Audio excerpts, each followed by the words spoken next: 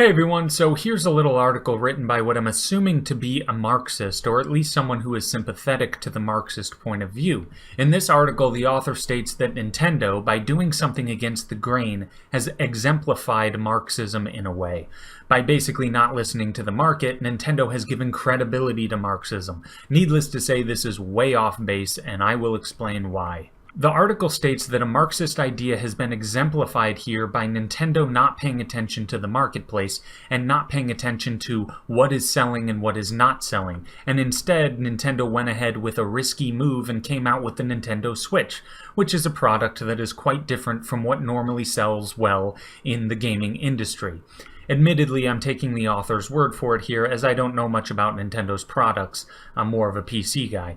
But first off, I doubt this author knows exactly what kind of market research Nintendo engaged in before releasing the Switch.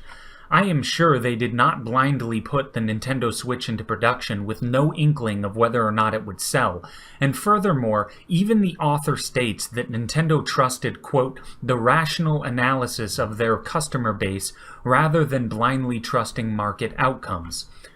Okay, so is this to say their customer base is not a huge part of the market?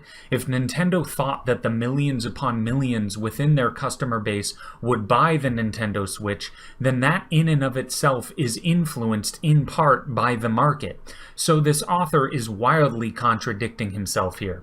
Secondly, on what planet does free market capitalism not contain an inherent risk? There is no guarantee that anything anyone tries to sell is going to sell well. Nintendo took on a risk here and it happened to pay off. Good for Nintendo. Does this mean that any time someone profits from a risk they take, that Marxism somehow gets the credit? Total nonsense. Before computers were in nearly every home, there were many people who said that the personal home computer was something that would never catch on. Microsoft and Apple took on a risk and decided to go for it. Needless to say, it paid off in dividends. Does that mean that Apple and Microsoft are somehow evidence that the Marxist ideology is a coherent one? Of course not. The other point here is an odd one because it's something you hear a lot about on how the really wealthy within a free market system acquire their wealth, and that is by figuring out what society wants before they may know it themselves. You may become rich by selling things within a well-known, relatively predictable market, but if you are a really forward-thinking person and develop something brand new and never done before, well, that's when you make huge money. This does not give any credit to Marxism. The credit goes entirely to the entrepreneurial spirit that is cultivated by free markets and the profit motive. Again, with Apple, the reason why Apple was so successful was not because it constrained itself and played it safe in well-known markets. It took a chance and took on the risk of the murky waters of the unknown.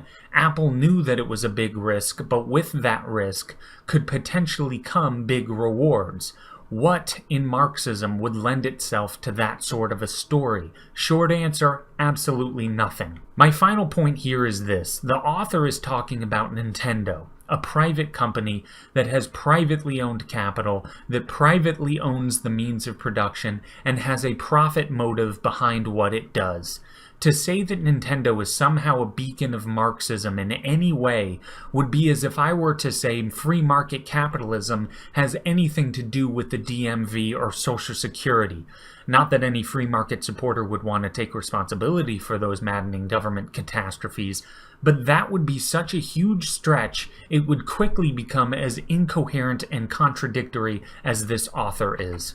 To sum this whole video up, I'll say this. This article is an attempt to give credibility to Marxism because a private company with privately held capital, operating under the profit motive with private ownership of the means of production, committed itself to a risky move that ended up being a profitable decision.